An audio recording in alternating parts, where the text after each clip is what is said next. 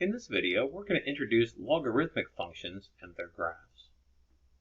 So previously, we've solved equations of the form 3 to the x equals 27 or 1/5 to the x equals 625. And our big process for that was to get the same base on both sides so that we could use the one-to-one property of exponential functions to say that if the outputs of the functions were equal, the inputs of the function were equal, or said another way, we equated exponents.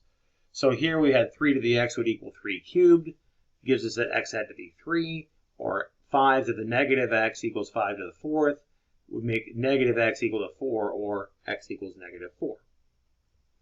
However, this becomes much more difficult if we can't easily rewrite one side in terms of the other side, or said another way, in terms of the same base. For example, if I change that 27 to a 26, I get really hard to be able to try to get this equation solved, because this 26 is not easily rewritten as a power of 3. So in order to solve equations like this, we need to use something that are referred to as logarithmic functions. We know that exponentials are one-to-one, so logarithmic functions are just the inverses of those exponential functions. So with the definition here, if f of x is the function a to the x, which is our exponential function, then the logarithmic function with base a we denote as, we say, log base a of x, that's equal to y, means a to the y equals x. So in particular, the y, all a logarithm is an exponent. It's the power that I need to put on a to get x. That's what this says. This is the equivalent exponential form. Let's do examples. Log base 2 of 16 is 4. And the reason for that is because, again, the 4 is the exponent. You think, what exponent do I need to put on the 2 to give me 16? Well, that exponent is a 4. Okay? How about log base 2/3 of 9/4? Well, that's equal to negative 2. The reason for that is because, again, this is supposed to be the exponent, this negative 2. If I put negative 2 as the exponent to my 2/3, the negative would tell me to flip it. The 2 tells me to square it. I get 9/4. So again, logarithm, just giving me an exponent. It's the exponent that I need on the base. Okay? No matter what base we have, as long as the base, of course, is bigger than 0, no matter what base we have, log base a of 1 is 0, because if I raise the a to the 0 power, I get 1. Let's do somewhere where we have to evaluate some logs. So let's say that we want to evaluate log base 125 of 1/25. Well, I don't know what it is, so let me call it x. I don't know what x is to start with, but I do know that x is an exponent, which means x is the exponent on the 125 that gives me 1/25. Now I've written this in the equivalent exponential form, and I can solve this like what we did before. We can rewrite both sides as a power of 5. The left-hand side becomes 5 to the 3x. The right-hand side becomes 5 to the negative 2. Equate your exponents and solve for x. So that tells us that the log base 125 of 1/25 is negative 2/3. Graphing logarithmic functions, well, again, logarithmic functions are inverses of exponentials, so we can graph them by looking at the reflections of the graphs of their exponentials across the line y equals x. So, for example, this red graph on the left is the graph of y equals 2 to the x.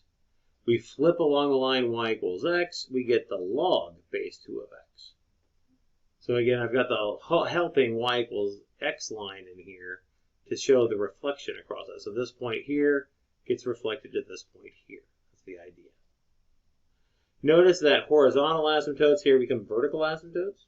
So every log function is going to have a vertical asymptote, for instance. Let's look at another one here.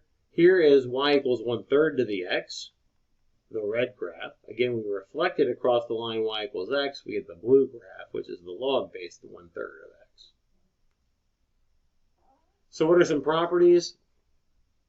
Well, notice, again, inverses are flip the roles of x and y. So the domain of the logarithmic function is 0 to infinity because that's the range of the corresponding exponential. The range of a logarithmic function is the same as the domain of the original. The domain of the original was negative infinity to infinity, so the range of the log function is negative infinity to infinity. It crosses the x-axis at 1, 0 because the original crossed the y-axis at 0, 1. Again, we're flipping the roles of x and y. Log functions have no y-intercept.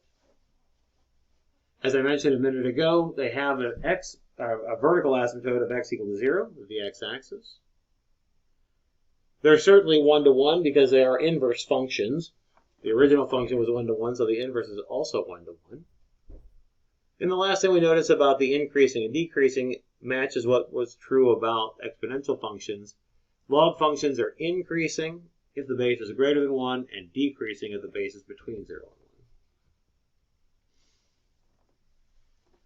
1. Let's do some more examples of solving some equations here. These are just a matter of practicing rewriting logarithmic equations in their equivalent exponential form. Say we want to solve the equation log base 3 of x squared plus 5 equals 2. We can rewrite that in its equivalent exponential form. Remember, this is the base and this is the exponent. So we get 3 squared equals x squared plus 5. So we have 9 equals x squared plus 5. We can rearrange that to be the same thing as the equation x squared minus 4 equals 0. Factor and get plus or minus 2 for your x. Let's do another one. Let's say we have log base 7 of 9x equals log base 7 of 27. Well, in this case, we don't need to worry about trying to rewrite an equivalent exponential form because we have the same log on both sides. These are both an output of the same log function. We mentioned previously that log functions are 1 to 1. So if you have the same output, you must have had the same input. So if I have the same log on both sides, I can just drop the logs. We can then solve for x and get x is equal to 3. There's two special log functions that we give special names to, and you see these buttons on your calculator. One of them is log base 10, and one of them is log base e. The common logarithm is the one that's log base 10. And we denote common logarithms by log of x. If you don't see a base, you understand the base to be 10. The natural logarithm function is the log base e. Remember, e is a number, it's about 2.7-ish. We denote the natural log function by Ln of x. This is not an I. A lot of students think it's an I. It's not. It's an L. It's Ln of x. A couple of examples here with these. Common log of 10,000 is 4 because if I can rewrite 10,000 as 10 to the 4th power. So 10 to the 4th is 10,000. Or, if I want to look at another example, natural log of e to the 5th root of e squared is 2/5 because if I take e, that was the base, and raise it to the 2/5 power, I really do get 5th root of e squared.